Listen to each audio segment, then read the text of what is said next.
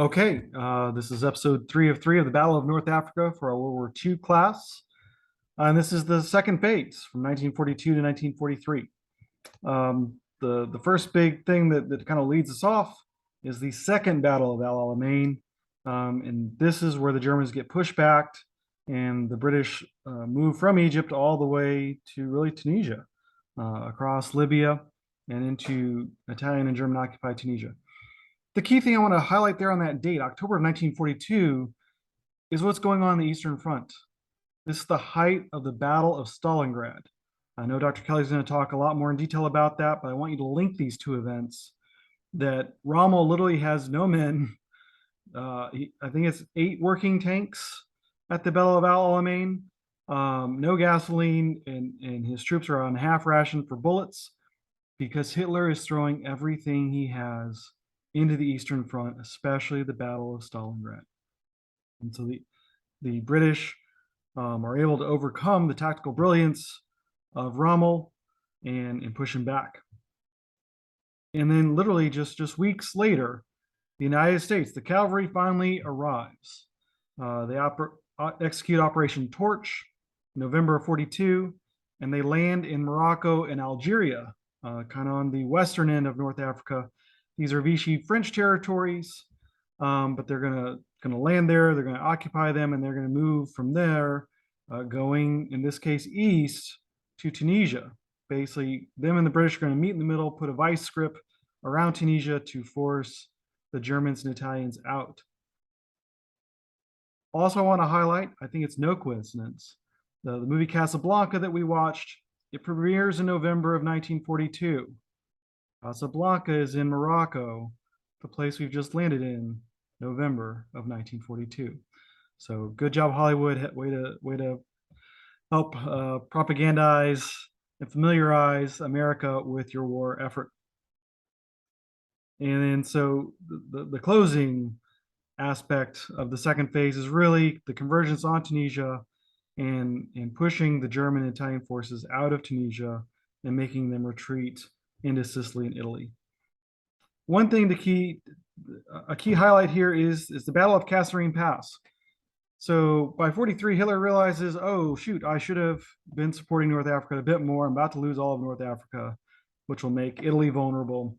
So he sends in just the most meager of forces in to help. He tries to send other ones, but they get sunk thanks to the submarines and aircraft of Malta. But even so, a relatively small force of German forces at the Battle of Kasserine Pass are able to destroy almost an entire American army. And so the tactical and technical proficiency of the Germans at warfare is really on display here. However, the United States' ability to replace those losses pretty much instantaneously overcomes the Germans' technical and tactical brilliance. And eventually, May of 43, it should be 1943, the Germans are defeated and pushed out of Tunisia. Again, I love maps, so here we are with the map.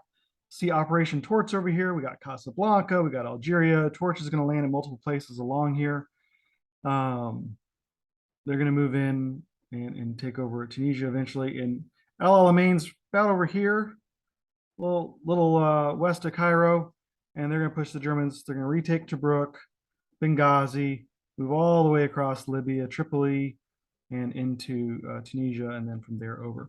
And then we got Malta, it's a tiny little island, middle of the Mediterranean there, very, very critical that most historians don't talk about. Why did the Allies win? Real simple. The United Kingdom made this a vital theater of war. Germany's did not. Hitler was focused on the Soviet Union. Hitler also thought Italy would be a better partner, a better ally in their war. And the Italian soldiers and equipment just proved completely inadequate to this. Before Rommel gets there, it's hundreds of thousands of Italians surrender to the British. So pretty much that the Italians lose their entire manpower within the first months of the war. And again, by not taking Malta, the British with submarines and planes are really able to restrict the amount of oil and bullets and tanks getting to North Africa, really hemming up Rommel. It's amazing what he was able to do. At times, with less than 100 tanks, he defeats British army after British army. Had he had even more material and men, it's quite likely he would have succeeded. Really reminds me of Hannibal back in the ancient Roman days. And the second point there, again, once the United States enters the war, it's game over. Too much industrial supremacy. You know, December 41, Pearl Harbor. Really 10 months later, November of 42, we are landing tens of thousands of troops, hundreds of tanks across an ocean into North Africa as part of Operation Torch. No other country on planet Earth at that time is capable of doing that, and probably not even today. So, and as mentioned, it's the North Africa campaign, especially the second phase, opens up that second front that Stalin is begging for. Again, El Alamein, Battle of Stalingrad happening at the exact same time. So there's coordination between the Allies strategically to really put the grip on Hitler. If we attack him in multiple places all at the same time, he can't reinforce, one at a time. He has to divide his forces, and that's key to winning. Roosevelt, key to that strategy. Again, those key concepts again.